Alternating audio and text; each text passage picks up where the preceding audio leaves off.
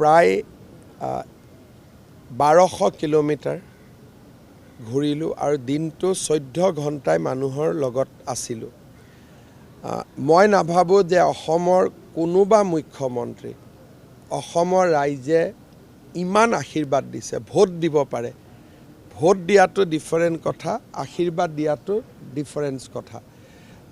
যিমান মই আশীৰ্বাদ বুটলিলোঁ, মোৰ কিজানি দুইখন হাত অতি কমেও 10 লাখ মহিলা আৰু সৰু সৰু যুৱক যুৱতীয়ে স্পৰ্শ কৰিছে আৰু মোৰ মূৰত অতি কমেও 1 লাখ আবাল বৃদ্ধ বনিতাই হাত থৈছে।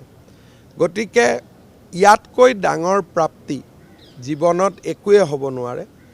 ভোট দিয়া নিদিয়া ডিফাৰেণ্ট ইছ্যু, কিন্তু ৰাইজে হিয়া উজাৰি আশীৰ্বাদ দিয়া ৰাতি 12টাতো ৰাতিপুৱাও আৰু কিছুমানে 4-5 ঘণ্টা সময়লৈকে অপেক্ষা কৰিছে আৰু বহুতক মই সন্তুষ্টও কৰিব পৰা নাই। যিমান মানুহে মোক কথা পাতিব খুজিছিল, লগ কৰিব খুজিছিলে, মই ভাবোঁ যে অসমৰ কোনো ৰাজনীতি কৰা ব্যক্তিয়ে